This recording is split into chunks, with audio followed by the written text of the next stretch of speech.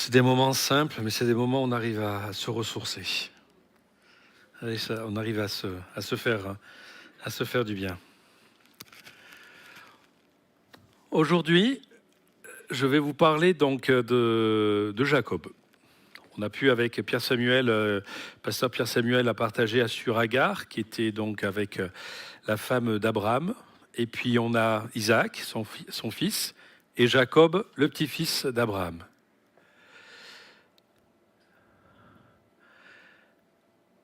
Et mon sujet du jour, c'est la fin justifie les moyens, ou justifie-t-elle les moyens? Alors vous allez me dire, mais attendez, fin, c'est pas le bon, enfin il y a une faute d'orthographe. Non, c'est volontaire. C'est volontaire si vous connaissez l'histoire de Jacob, cette fin. On va commencer avec l'histoire de Jacob, une naissance particulière.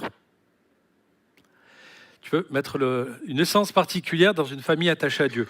Je suis désolé, l'écriture est petite et on n'a pas pu la modifier entre les deux cultes. Donc voilà, on est désolé, il va falloir avoir des bons yeux. Une naissance particulière dans une famille attachée à Dieu. Dans Genèse 25-21, je vais vous lire, Isaac implora l'Éternel pour sa femme, car elle était stérile, donc c'était Rebecca. Et l'Éternel l'exauça. Rebecca, sa femme, devint enceinte. Les enfants se heurtaient dans son sein et elle dit, « S'il en est ainsi, pourquoi suis-je enceinte ?» Elle alla consulter l'Éternel et l'Éternel lui dit, « Deux nations sont dans ton ventre et deux peuples se sépareront au sortir de tes entrailles. Un de ces peuples sera plus fort que l'autre et le plus grand sera assujetti au plus petit. Les jours où elle devait accoucher s'accomplirent, et voici, il y avait deux jumeaux dans son ventre. Le premier sortit entièrement roux, comme un manteau de poil, et on lui donna le nom d'Ésaü. Ensuite, sortit son frère, dont la main tenait le talon d'Ésaü, et on lui donna le nom de Jacob. Isaac était âgé de 60 ans lorsqu'ils naquirent. Voilà, on a une naissance. Isaac, pour vous rappeler un peu tout le contexte, Abraham avait donc sa femme, Sarah, et il y avait aussi Agar, la servante. Et on connaît aussi toute cette histoire où il y a eu des conflits entre Sarah qui n'arrivait pas à avoir d'enfant et qui demanda à sa servante d'Agar d'aller auprès d'Abraham afin de lui enfanter un fils. C'est une sorte de, je sais pas, de gestation pour autrui. Mais par rapport à ça, on voit aussi les problèmes que ça a engendré dans la famille. On a Ismaël et Agar qui ont dû se séparer et s'éloigner de la famille d'Abraham parce que tout simplement Sarah ne pouvait plus supporter une sorte de compétition et de jalousie au niveau des femmes et malheureusement donc Isaac fut éloigné d'Ismaël. Et on a Isaac maintenant qui prend de l'âge, se marie avec Rebecca donc vers l'âge de 40 ans et pendant 20 ans il n'y a pas d'enfant. Pas d'enfant dans le couple, pendant 20 ans, c'est compliqué. Pendant 20 ans dans ce couple-là, alors qu'il y avait une promesse de Dieu, que l'on serait un peuple, que Abraham, Isaac serait un peuple nombreux, où la promesse de Dieu au niveau d'Abraham, c'était « Je serai ton Dieu et celui de ta postérité avec toi », où il y a un engagement d'accorder sa grâce, sa bénédiction, sa protection au niveau de la famille d'Abraham, on sent qu'il y a quelque chose qui est arrêté. Isaac n'a pas d'enfant. Il n'a pas voulu faire la même erreur que son père, ou n'est pas influencé par la part de Rebecca. Il n'y a pas d'enfants qui apparaissent, qui arrivent via une servante ou autre. Il reste là-dessus, il reste sur cette position, et que ce sera un enfant reconnu à part d'Isaac et de Rebecca. Et 20 ans plus tard, donc, il y a Isaac qui implore, et il y a donc la naissance d'Isaac, et d'Ésaü et de Jacob. Ça devrait être un sujet de joie, mais on se retrouve avec deux enfants nés le même jour, en même moment. On voit même, il y a même une image qu'on a Jacob qui accroche la jambe lors de la naissance d'Ésaü pour vouloir sortir avant lui. C'est un détail qu'on nous a précisé. On a des jumeaux différents. On en a un qui est velu, qui est roux et velu. Alors vraiment, voilà, c'est vraiment un détail. Et on voit plus tard que ces enfants grandissent ensemble et ils sont différents. On a le plus grand, Ésaü, qui est plutôt un chasseur, qui est plutôt quelqu'un qui est dans les champs, qui travaille, qui est vraiment actif, vraiment, qu'on pourrait dire un homme fait à ce niveau-là. Et on a Jacob qui, lui, préfère rester sous les tentes. Alors j'essaie de chercher, je n'arrive pas à trouver quelle était vraiment l'expression être sous les tentes. Mais ça veut dire que c'était un homme tranquille, c'était un homme posé. Et quand on avance dans le texte, on a une particularité, quelque chose que vous connaissez tous, et j'ai voulu l'appeler le plat de lentilles le plus cher de l'histoire. C'est la perte carrément d'un héritage de la part d'Ésaü. On a Genèse 25-29, je vais vous lire parce que c'est tout petit. Comme Jacob faisait cuire un potage, Ésaü revient des champs accablé de fatigue. Ésaü dit à Jacob, donc son frère, laisse-moi, je te prie, manger de ce roux-là, car je suis fatigué.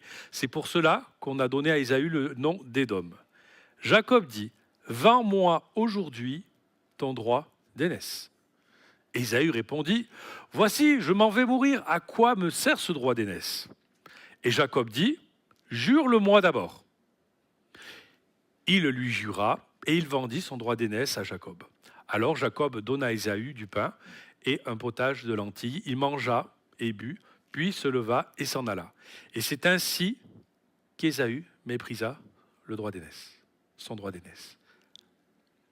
On a quelque chose de terrible là. On a un besoin légitime, le fait d'avoir faim, je pense que ça nous vient tous. Et puis bon, on en parlait tout à l'heure avec les jeunes, mais vous avez faim, vous êtes fatigué, vous n'en pouvez plus. Et puis vous passez devant quelqu'un qui a préparé le meilleur plat que vous avez imaginé. Alors là, on leur parlait de McDo ou tacos, ça leur parlait assez bien. On peut parler d'autres choses, un bon civet de sanglier, un coq au vin, ou ce que vous voulez. Mais imaginez, vous êtes fatigué, vous arrivez, vous êtes épuisé, puis il y a quelque chose qui passe devant votre narine. Vous savez, ça réveille un peu tout ça. Ça donne envie, vous êtes fatigué, vous avez besoin, et il y a ce besoin-là, qui est légitime. Et il demande à son frère naturellement, s'il te plaît, donne-moi quelque chose, partage. Et Jacob lui propose, et il propose de le troquer. Vends-moi aujourd'hui ton droit d'aînesse. C'est pas négligeable, c'est un bon prix, enfin, c'est lourd payé. Quand on regarde en Mésopotamie, quand on regarde des tablettes qui ont été trouvées inscrites il y a plus de 2000 ans, la vente du droit d'aînesse se faisait. Ça a existé. Vous pouviez échanger vos droits d'aînesse contre 4 chèvres, contre 3 sacs de blé, de grains. C'était quelque chose de courant. C'était pas exceptionnel. Mais dans ce cas bien particulier, il y a quelque chose qui était lié à ce droit d'aînesse. Et c'était l'alliance qu'il y avait entre celui qui possédait ce droit d'aînesse et la bénédiction qui allait, et la promesse qu'avait reçue Abraham, qui avait été transmise à Isaac, et qui aurait dû être transmis à Ésaü. Mais on voit dans ce texte que le besoin légitime du corps qui fait que le mépris de la valeur de l'héritage prend le dessus. Des fois, ça peut nous arriver. Est-ce que ce que l'on a à cœur par rapport à Dieu, est-ce que c'est toujours en priorité? Si des fois on a des choses que l'on souhaite, des choses que l'on voudrait avoir dans notre vie, est-ce que ça va au détriment de ce que nous avons reçu de la part de Dieu? Je ne parle pas d'un McDo, de ce genre de choses. Mais je parle des fois des choses qui sont importantes dans notre vie. Là, Ésaü a pris une décision, et cette décision est irrévocable. Cette décision, il ne peut pas revenir en arrière. Pour le moment, ça ne lui pose pas de souci. Pour le moment, il s'attache aux affaires courantes, aux affaires, on va dire, quotidiennes, mais pas quelque chose qui a de la valeur aux yeux de Dieu. C'est quelque chose qu'il méprise. Et des fois, c'est même cela que le Seigneur nous demande de faire, d'être vigilant, de ne pas mépriser ce que l'on a reçu de la part du Seigneur. Que l'on ne perde pas non plus, que l'on ne méprise pas peut-être même les petites choses qui nous semblent petites, peut-être. C'est peut-être plus précis. Les petites choses, les choses qui nous semblent, excusez-moi, petits à nos yeux, mais qui ont de la valeur à Dieu, aux yeux de Dieu. Et ces choses-là, on doit avoir cette vigilance. Ce que l'on a reçu de la part de Dieu est un héritage. Le droit d'aînesse, on peut se poser la question, qu'est-ce que c'était réellement à l'époque? Le droit d'aînesse, c'était une fois que le patriarche décédé partait, celui qui avait ce droit d'aînesse, il avait en charge la conduite de la vie spirituelle et de la vie de famille, de la famille. Enfin, oui, de la vie de famille, mais de la famille. Donc, il avait cette responsabilité, donc on va dire physique, morale, mais aussi la responsabilité spirituelle de cette famille. Il y avait aussi la double portion de l'héritage.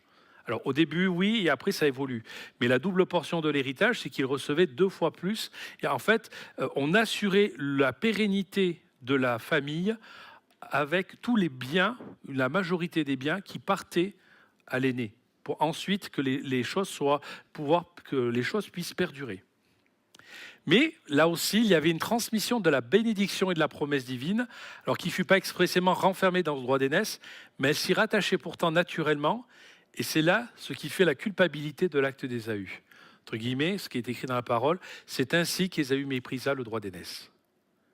Là, c'est terrible, hein, parce qu'Ésaü considérait en fait la bénédiction comme peu de valeur, des bénédictions divines ou les promesses de l'Alliance. Et dans sa folie, il a décidé d'échanger des promesses durables qui viennent de Dieu contre un plaisir immédiat et momentané. C'est terrible, ça. Ça veut dire qu'à un moment donné, ce sont des fois, oui, des choses éphémères. Et parfois, dans nos vies, il y a des choses que l'on souhaiterait avoir, des choses où on serait peut-être parti à faire des concessions. C'est pas si grave que ça. C'est, bon, je vais le faire, ou alors, entre guillemets, on marchande, on essaie de travailler, mais malheureusement, on peut perdre ces choses-là. On peut perdre ce que Dieu nous a donné. Et quand on regarde un petit peu aussi au niveau d'Ésaü, on a aussi cette partie-là dans Genèse 26-24. Il précisait qu'Ésaü, âgé de 40 ans, prit pour femme Judith, fille de Béhéri, le Hétien, et Basmath, fille d'Élom, le Hétien.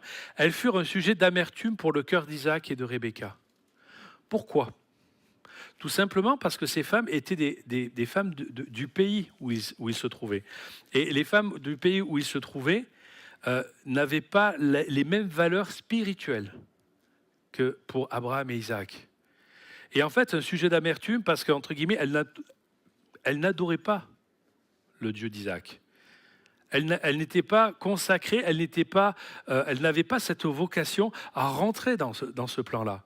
Et c'est ce qui déplut à Isaac et à Rebecca, les parents, c'est qu'on voit un Ésaü qui, quand on parle de la vie spirituelle de la famille, que, excusez-moi l'expression, mais que ces femmes adorent Dieu ou que ces femmes adorent des petites statues ou autre chose, ça lui était égal. Entre guillemets, chasseur, dans les champs, etc.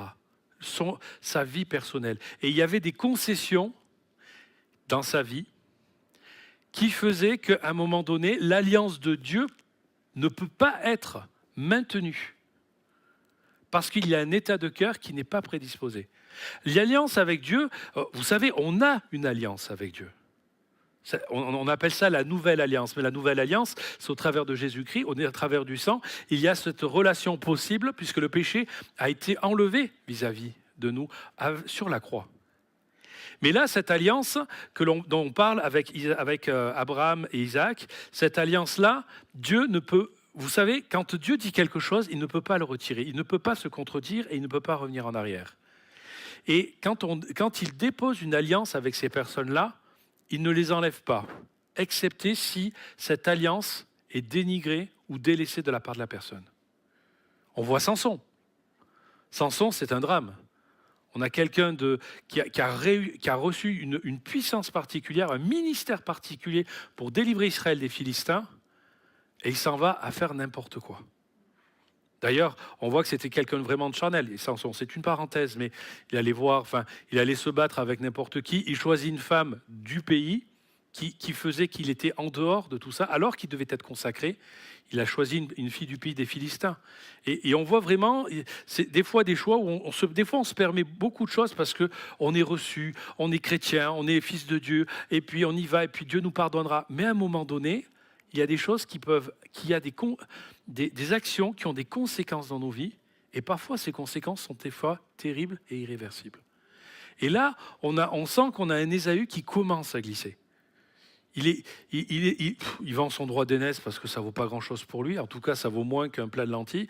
Alors, le plat de lentilles, quand on regarde les lentilles rouges à l'époque, au niveau de l'époque et du pays, c'était quelque chose qui était très apprécié, recherché. Alors, il y avait de l'ail, des oignons, du riz, de l'huile d'olive. Enfin, vous voyez, c'est pas trois lentilles sèches avec du mal. Mais c'était vraiment un plat, on va dire, un plat voilà, de privilégié, un plat de fête, avec du mouton ou d'autres viandes. C'était quelque chose qui parlait, alors j'allais dire à son cœur, mais qui parlait surtout à son estomac. Et ça, c'était au-delà de, bon allez, le droit d'aînesse, je te le donne. Ah, puis les filles, elles sont bien sympas, il est allé dans les champs, etc. Et puis il les voit, puis bon, ben, allez, on fait une alliance, et puis c'est bien, je me marie. On voit quelqu'un qui ne fait pas forcément du mal dans ce qu'il fait, mais c'est dans son attitude et dans la façon de faire, il dénigre ce que Dieu a prévu comme héritage sur cette famille. Et quand on avance un petit peu plus loin, au niveau de cette famille, on a, excusez-moi l'expression, mais on a un autre plat qui arrive dessus. Alors, je suis désolé, on parle de plat, de repas, bientôt vous allez pouvoir manger, rassurez-vous. Et cet autre plat, c'est une perte de la bénédiction. On a eu un premier plat, c'était la perte du droit d'aînesse, de l'héritage. Et on a une perte de la bénédiction. Alors, j'ai essayé de couper parce que c'est assez dense. Dans Genèse 27, 1,39, on a Isaac qui devenait vieux. Donc, on a le papa. Devient vieux et ses yeux s'étaient affaiblis au point qu'il ne voyait plus. Alors, il appela Ésaü, son fils aîné, et lui dit « Mon fils ». Et il lui répondit « Me voici ». Isaac dit, voici donc, je suis vieux, je ne connais pas le jour de ma mort. Maintenant donc, je te prie, prends tes armes, ton carquois et ton arc, va dans les champs et chasse-moi du gibier. Fais-moi un mets comme j'aime et apporte-le moi à manger, afin que mon âme te bénisse avant que je meure. J'ai fait une parenthèse, mais on va détailler. On a un Ésaü qui est le fils préféré d'Isaac. Et on a le Jacob, qui est le fils préféré de Rebecca, de la maman. Et quand on commence parfois aussi à faire du favoritisme, on n'est pas, comment dire, on n'est pas intransigeant et puis on n'est pas droit à ce niveau-là. J'arrive pas à trouver le mot, mais ça va revenir. Mais en fait, nos décisions sont influencées par nos sentiments. Et parfois, ces choses-là peuvent coûter. Parfois, ces choses-là peuvent poser des soucis par la suite. Un enfant favori, vous voyez l'enfant favori, il est chouchou, il est tout content, c'est lui d'abord. Dès que je pleure un peu, ça vient tout de suite à moi, etc. Puis plus tard, ça peut engendrer du stress sur cette personne parce qu'il a une responsabilité. Il est préféré, mais donc il doit faire aussi les choses pour continuer à être préféré et à être aimé, etc. Il y a ce souci. Et le petit dernier, excusez-moi, celui qui est excusez-moi, moins aimé, il va essayer de tout faire pour avoir cette approbation d'amour, pour avoir cette approbation de cette attention, cette démonstration d'amour qui peut-être peut engendrer des choses. Enfin, je ne sais pas si je parle... Ça vous parle, ça? Et ça, on a Isaac, le papa, qui lui aime bien la bonne chair, qui aime bien manger, et qui a son fils préféré, et en plus son fils préféré, il chasse, etc. C'est parfait. Et c'est le fils aîné. Il sent voilà, qu'il est temps de transmettre cet héritage et autant profiter qu'il aille chasser, qu'il récupère du gibier et qu'il me prépare à manger. J'ai mis une petite parenthèse parce qu'il y a beaucoup de... C'est bien plus long, mais pour vous faire rapide, Rebecca a entendu cette parole. Rebecca a entendu la parole entre le papa et son fils. Et quand Ésaü est parti, elle va voir Jacob et elle lui dit, écoute Jacob, je vais préparer un chevreau, je vais le transformer et tu vas le donner à ton père. Tu vas te faire passer pour ton fils Ésaü, ton frère Ésaü. Jacob répond, dit, on n'est pas pareil, quoi. Enfin, quand lui, c'est une boule de poil, excusez-moi l'expression, et moi, je suis pas pareil. Et elle lui met carrément des peaux de chèvre sur les mains. Donc, vous imaginez le gars, quoi. C'est pas... Vous caressez un lapin ou une chèvre, c'est pas... Enfin, voilà. Il y a de quoi faire, on va dire. Et on a donc Jacob qui se déguise et qui vient auprès d'Isaac, son père. Il va vers son père et dit « Mon père ». Et Isaac lui dit « Me voici, qui es-tu, mon fils ?» Jacob répondit à son père « Je suis Ésaü, ton fils aîné. » Premier mensonge. « J'ai fait ce que tu m'as dit. » Deuxième. « Lève-toi, je te prie, assis-toi et mange de mon gibier afin que ton âme me bénisse. » Isaac dit à son fils « Et quoi? Tu en as déjà trouvé, mon fils ?» Et Jacob répondit « C'est que l'Éternel, ton Dieu, pas mon Dieu, hein, ton Dieu, l'a fait venir devant moi. » Troisième ou quatrième mensonge. Maintenant, au bout d'un moment, Isaac dit à Jacob, approche-toi, approche donc et que je te touche, mon fils, pour savoir si tu es mon fils Ésaü ou non. Slide suivante. Jacob s'approcha d'Isaac, son père, qui le toucha et lui dit, la voix est la voix de Jacob, mais les mains sont les mains d'Ésaü.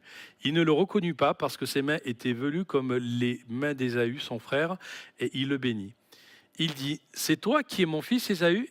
Et Jacob répondit, c'est moi. Isaac dit, serre-moi et que je mange du gibier de mon fils afin que mon âme te bénisse. Jacob le servit et il mangea. Il lui apporta aussi du vin et le but. Alors Isaac, son père, lui dit, approche donc et embrasse-moi mon fils. Jacob s'approcha et l'embrassa. Isaac sentit l'odeur de ses vêtements, puis le bénit, dit, voici l'odeur de mon fils, et comme l'odeur d'un champ que l'Éternel a béni. Et après, il a cette promesse, que Dieu te donne de la rosée du ciel, décidément j'ai les yeux qui... Que Dieu te donne la rosée du ciel et de la graisse de la terre, du blé et du vin en abondance. Que les peuples te soient soumis et que les nations se prosternent devant toi, soit le maître de tes frères, soit le maître de tes frères, et que les fils de ta mère se prosternent devant toi. Maudit soit quiconque te maudit, et béni soit quiconque te bénira. Waouh! Là, c'est fait. Qu'est-ce que vous pensez qui va se passer après? On continue? Slide suivante. Ésaü fit aussi un mets. Ésaü est revenu. Il porta à son père, qu'il apporta à son père, et il dit à son père que mon père se lève et mange du gibier de son fils afin que ton âme me bénisse. Isaac, son père, lui dit, qui es-tu? Et il répondit, je suis ton fils aîné, Ésaü. Isaac fut saisi d'une violente émotion, et il dit, qui est donc celui qui a chassé du gibier qui me l'a apporté? J'ai mangé de tout avant que tu viennes, je l'ai béni aussi, sera-t-il béni? Le problème dans cette époque-là, pas le problème, mais quand le père transmettait quelque chose, disait, il n'y avait pas besoin de contrat, il n'y avait pas besoin de papier. La chose était dite, et la chose était irrévocable. C'était comme un édit. C'était terminé. Et on a un Isaac qui s'en prend. Il est mal, quoi. Il a transmis cette bénédiction. Et il ne voulait pas la transmettre uniquement. Il voulait la transmettre uniquement à Ésaü. Et là, Ésaü se prend une claque, mais monstrueuse. Lorsqu'Ésaü entendit les paroles de son père, il poussa des forts cris plein d'amertume et il dit à son père, bénis-moi aussi mon père. Isaïe dit, ton frère est venu avec ruse et il a enlevé ta bénédiction. Et Isaïe dit, est-ce parce qu'on l'a appelé du nom de Jacob qui m'a supplanté 2 fois? Il a enlevé mon droit d'aînesse et voici donc maintenant, il vient d'enlever ma bénédiction. Et il dit, n'as-tu point réservé de bénédiction pour moi? C'est terrible ça. On continue. Et Isaac répondit et dit à Ésaü, voici, je l'ai établi ton maître et je lui ai donné tous ses frères pour serviteurs. Je l'ai pourvu de blé, de vin.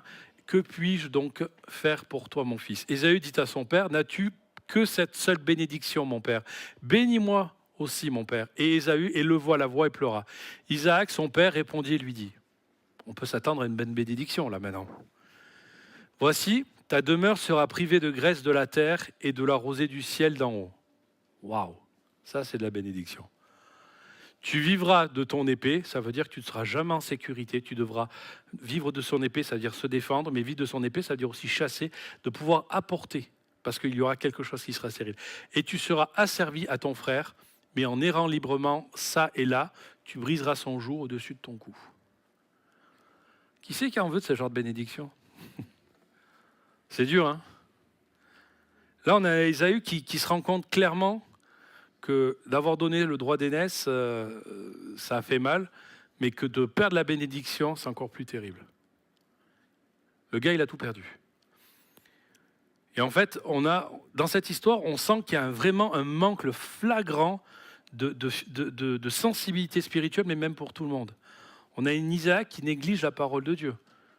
La parole de Dieu, à la naissance de ses enfants, il disait que le plus petit assujettira le plus grand. C'était prévu, cette partie-là. Et il avait ce favoritisme auprès d'Ésaü, on est d'accord. Il y avait aussi la bonne viande, la bonne chair. Malgré que Ésaü choisit 2 femmes qui ne convenaient pas, qui étaient source d'amertume pour lui, malgré ce que Dieu avait dit à la naissance, il n'a rien retenu tout ça. Il a voulu que ce soit Ésaü. Mais bon, les mariages d'Ésaü, c'était pas ça. Il a troqué son droit d'aînesse, c'est ce qu'on disait. Il y a un manque de discernement. Rebecca, elle savait tout ce que Dieu lui avait dit. Elle l'avait reçu à la naissance de ses enfants.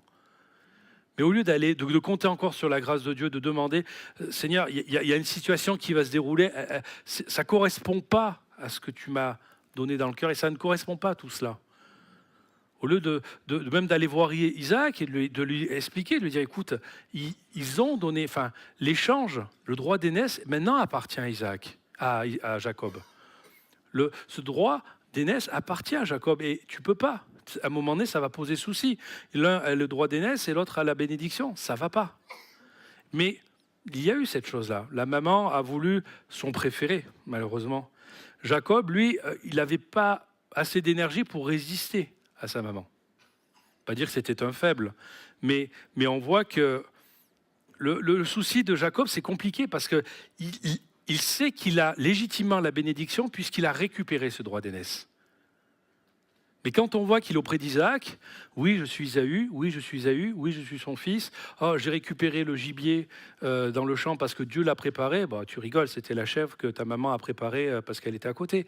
Mais vous voyez ce que je veux dire ? Et tout ça, ce sont des subterfuges, et c'est terrible parce qu'on se rend compte qu'il y a toute cette manigance pour obtenir quelque chose. Et qu'est-ce que ça engendre ? Chacun a sa responsabilité dans ce péché de famille. Je suis désolé, mais c'est peut-être plus ce terme-là. Isaac, ses projets sont anéantis. Ésaü, il n'a plus rien. Mais même Ésaü, il n'a plus rien, mais il a reçu encore des choses, maintenant il veut tuer son frère. Et il dit, attends, on va attendre qu'Isaac, mon papa, il décède, et après on va régler nos comptes avec le frère. Là. On va gérer tout ça entre deux. Hein. Voilà. Des larmes, des déceptions de colère, des larmes de déception et de colère. Mais quand on voit, il n'y a pas de tristesse à cause de ces mauvais choix.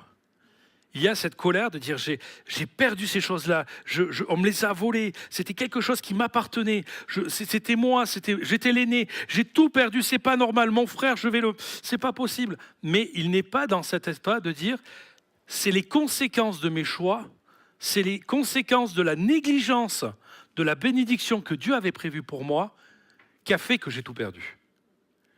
Et il s'en veut, je pense qu'il y a quelque chose, il y a un conflit. Mais maintenant, c'est trop tard. La bénédiction, vous voyez ce qu'il reçoit, voilà, la demeure sera privée de graisse et de la terre. C'est quelque chose de terrible. On a Jacob, lui, on pense qu'il a tout gagné. Non, malheureusement, il est obligé de quitter son pays. Il est obligé de quitter son pays et de partir parce qu'entre guillemets, son frère veut le zigouiller. Excusez-moi l'expression, mais c'est ça. Il va partir, mais entre guillemets, Rebecca aussi, elle perd son fils préféré. Parce que quand il va partir, il ne reviendra jamais de son vivant. Elle lui a dit, quand il partait, elle dit, je te préviendrai, je t'enverrai quelqu'un pour que tu puisses revenir, pour te prévenir, de dire, maintenant c'est bon, ton frère s'est calmé, tu peux revenir. Non, malheureusement, il est revenu, mais sa mère était décédée. Il est revenu 20 ans après. Ça a été très particulier, ça a été très compliqué pour lui. On va en parler. La question qu'on peut se poser, c'est est-ce que Dieu bénit la tromperie ? Oh ben non, on est d'accord. Dieu n'a pas approuvé tout ce qui s'est passé. Et c'est d'où le terme que je posais la question, la fin justifie-t-elle les moyens ? Là, c'était la fin, vous avez bien compris le jeu de mots maintenant, mais la fin justifie-t-elle les moyens ? Non. La bénédiction de Dieu, elle est prévue. Si la bénédiction de Dieu est prévue, alors il faut savoir patienter et attendre. Ça ne sert à rien de précipiter les choses. Excusez-moi.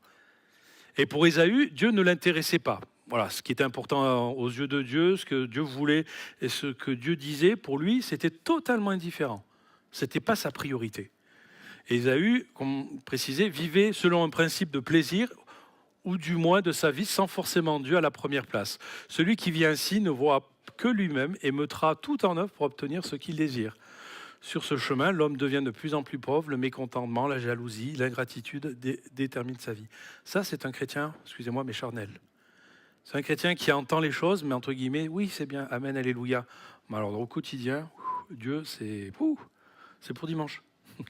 Ou le soir quand j'y pense, ou quand je vais pas bien. Et ça, ce genre de vie, à un moment donné, quand il y a des choix, quand on doit s'engager plus loin, quand on doit rentrer dans le plan de Dieu, si on est dans cet état-là, c'est compliqué, c'est même pas possible. Parce qu'on n'a pas cette sensibilité spirituelle. Mais on a aussi un Jacob qui, pour lui, le droit d'aînesse était important. Il soupirait après la bénédiction divine, mais il n'a compté que sur sa propre ingéniosité pour assurer sa survie et sa réussite. Lui, excusez-moi, c'est pas mieux non plus. Il avait à cœur. Et puis quand on lit, on a les 12 tribus d'Israël qui sortent de Jacob. Merci Seigneur. Ça a été une bénédiction. L'alliance, elle a continué. Il y a même son fils qui s'appelle Joseph après. Et on connaît l'histoire de Joseph, qui délivra. Mais on se rend compte que ce qu'il a fait a engendré tellement de complications. Jacob a dû apprendre pas mal de choses dures, des leçons de vie. Il a dû quitter son pays, comme on disait, et aller à l'étranger auprès de son oncle, parce que Isaac et Rebecca ne voulaient pas qu'il se marie avec une femme comme son frère Ésaü du coin, excusez-moi l'expression, mais d'une femme qui avait reçu les mêmes valeurs spirituelles. Et là-bas, il tombe amoureux d'une certaine Rachel. Et le papa, qui s'appelle Laban, qui est un espèce de filou, lui dit, écoute, t'as pas d'argent, je vais la faire très simple, hein. Vous lisez, ça sera différent, mais t'as pas d'argent, et serre-moi 7 ans pour Rachel. 7 ans, pas beaucoup. 7 ans, quand on regarde, la dot à l'époque, c'était 50 cycles d'argent. 50 cycles d'argent, ça correspond à 8 000 euros. Donc, si on compte au niveau du SMIC, c'est 6 mois. Donc, en gros, en dehors de Laban, vous travaillez 6 mois et il pouvait épouser Rachel. Laban, lui en propose 14 fois plus. Ah, si tu l'aimes, 14. Hein. C'est mon prix, à prendre ou à laisser. Qu'est-ce qu'il fait ? Bien sûr, il fait ses 7 ans. Le soir arrive, une femme est devant lui, voilée, il ne la reconnaît pas, et le lendemain matin, il va voir et il dit « Mais pourquoi tu m'as trompé ? C'est pas Rachel, c'est Léa, ta fille aînée. » Et là-bas, on dit « Ah, c'est de coutume, la première doit être mariée avant la seconde. » T'as presque envie de dire, mon gars, ça fait 7 ans que je te sers, commence par dire ça avant d'y aller, quoi. Enfin, c'est pas l'occasion qui... Enfin, t'as quand même eu des occasions de le faire. Non, mais ok. Bon, ce que je te propose, c'est, bon là, tu fais la semaine de nuptiale, mais tu refais 7 ans pour Rachel, quoi. Cette fois, après, c'est bon, quoi. Vous appelez ça une bénédiction ? Il fait encore ses 7 ans. Ensuite, il veut partir et doit payer, il doit rester encore 6 ans au service de Laban pour les chèvres et les troupeaux. Et Jacob fait encore des broutilles là, pour essayer de récupérer des chèvres avec les couleurs, les taches, etc. Bon, 20 ans de plus, quoi. Et qu'est-ce qui se passe 20 ans, 2 filles, 2 sœurs, 2 servantes à côté, et la compétition, parce que Léa était moins aimée que Rachel, parce que Jacob aimait Rachel. Mais Rachel était stérile, et il y a eu cette histoire comme Agar, avoir des enfants par procuration, etc. Et on se retrouve avec toujours une conséquence à ce niveau-là. C'est terrible, hein ? On appelle ça la bénédiction de Dieu. Quand on veut faire parfois les choses comme on le souhaiterait, ça n'arrive pas forcément bien. Quand on veut aider à avancer, quand on veut aider le Seigneur dans ses plans, de dire, écoute Seigneur, tu es là-haut, hein, moi je suis sur terre. Je pense que si on passe par là, ça serait mieux que passer par là. C'est un petit raccourci, mais ça nous évite beaucoup de choses. C'est une image, mais vous comprenez. Et malheureusement, Jacob, c'est ça. C'est même quand on regarde ce texte-là, ce qui est intéressant, c'est que quand il part, il quitte son père, Isaac, et qu'il va donc vers Laban, il y a une vision qu'il voit avec une échelle au niveau du ciel et des anges qui montent et qui descendent. et il monte un hôtel et il fait, excusez-moi l'expression, mais un deal avec Dieu. Il dit, écoute, si je pars dans ce pays, si très, très, très schématiquement, si ça se passe bien pour moi et que tu me ramènes dans mon pays où je suis né, alors tu seras mon Dieu. C'est même pas tu es mon Dieu parce que j'ai reçu la bénédiction, parce que j'ai reçu ce droit d'aînesse et ça rentre dans l'alliance. Et avec ça, je pars dans ce pays, mais j'ai confiance en toi. Le gars, il continue encore à dealer. Il continue à marchander et à échanger et à être, excusez-moi, mais un espèce de fourbe. Mais quand il revient dans le pays, il a des enfants, il a un troupeau, il a ses femmes, etc. Mais il rencontre Dieu. Il passe une nuit vraiment à combattre. Et il s'en tire comment? Avec un tendon de la hanche qui est lâché. Et toute sa vie, il va boiter. Ça s'appelle la bénédiction de Dieu? Est-ce que vous pensez vraiment que Dieu avait prévu ça pour lui? Des conflits. Ses fils, plus tard, qu'est-ce qu'ils font? Ils lui font croire que Joseph est mort. Joseph, c'est qui? Son préféré. Ah ben tiens donc, on y revient encore dans ses privilèges. On y revient. Qu'est-ce que ça a engendré? De la jalousie. Joseph, qui avec son jeune âge n'avait pas la conscience de la portée. Oh, je vois toutes vos gerbes se prosterner sur la mienne, je vois le ciel et la lune et les étoiles. Non, mais attends, le fils, il commence à perdre les plombs, quoi. C'est le dernier, alors le droit d'aînesse, il n'aura jamais, mais notre père, il lui donne un manteau de couleur, etc. On voit que Jacob a reproduit quelque chose qu'il n'avait pas eu dans sa jeunesse. C'est terrible ça quand on regarde. Et des fois dans nos familles, on se rend compte que ça peut arriver. Et vraiment que l'on garde aussi cette vigilance au niveau de comment on réagit vis-à-vis de nos enfants. Comment on réagit, qu'est-ce qu'on a reçu nous aussi, et comment on le reporte ou comment on le transmet au niveau de nos enfants. Excusez-moi. La conclusion, c'est si Dieu a déposé une promesse en nous, une bénédiction, il est urgent d'attendre, urgent de s'en remettre à lui, non pas avec nos forces, notre intelligence, notre ingéniosité, ni par des stratagèmes que l'on pense nécessaires, afin, comme je vous le disais tout à l'heure, de l'aider à rentrer dans cette promesse. Ce que Dieu a prévu, c'est prévu. Ce que Dieu nous a promis, il nous a promis. Il n'a pas dit à un moment donné où il pensait à autre chose, où ça n'a pas été imprécis, si on a reçu des choses de la part de Dieu, qu'on s'y accroche. Une promesse de Dieu, c'est une alliance. Une promesse de Dieu, notre seul souci devrait se dire, il ne l'arrachera pas, il ne lâchera pas, tant que moi je ne lâcherai pas sa main. Donc que je sois vigilant dans tout ce que j'ai reçu, que je sois vigilant dans tout ce que Dieu m'a donné, que je reste fidèle, que je ne néglige pas ce qu'il a donné. Et tant que je suis dans son plan, tant que je suis là-dedans, tant que je crois que cette promesse, que cette alliance, elle est pour moi et que j'avance, alors je ne crains rien. Il, lui, est fidèle. Et nous, il nous demande simplement d'être fidèles dans les petites choses. Et un verset nous dit, fidèle dans les petites choses, il nous en confiera des plus grandes. Et lorsque l'on s'engage dans l'œuvre de Dieu de manière injuste, ou de façon un peu biscornue, on va dire, on porte atteinte au plan de Dieu et à tous ceux qui en font partie. Là, on voit clairement, on en parle, mais Isaac a voulu faire quelque chose de particulier, Ésaü s'en est retrouvé blessé, Jacob s'est retrouvé avec, 20 ans d'exil, pas mal de galères, des conséquences plus tard, entre des frères qui se déchirent, entre des frères avec qui ça se passe mal. Ça aussi, dans notre cœur, des fois, quand nous agissons, nous pouvons aussi compromettre des choses qui sont à côté de nous. Nous pouvons peut-être aussi compromettre des personnes, ce que certaines personnes ont reçu, mais par notre égoïsme, par nos choix, parce qu'on est meilleur que tout le monde et on croit mieux que les choses que tout le monde. Des fois, ça arrive, hein, désolé, mais des fois, on peut passer à côté du plan de Dieu, et on peut enclaver, on peut encorner le plan de Dieu. Là, on voit que le plan de Dieu, il a été conservé. Mais quand vous regardez l'arbre généalogique, vous faites-le un jour. Prenez votre Bible dans Genèse et vous commencez avec Isaac. Quand vous voyez comment ça part dans tous les sens, mais c'est une catastrophe. Hein. C'est même étonnant que Dieu ait pu conserver, entre guillemets, un peuple, une tribu, pour pouvoir entrer dans l'ancienne alliance. Dieu nous a donné une nouvelle alliance. Amen. C'est le sang de Jésus. Cette alliance, c'est une alliance de grâce. Et cette alliance-là, elle est là pour nous, chacun d'entre nous, et que nous devons la garder. Et que là, la fin justifie les moyens, parfois oui, que la fin justifie les moyens pour que l'on garde cette alliance.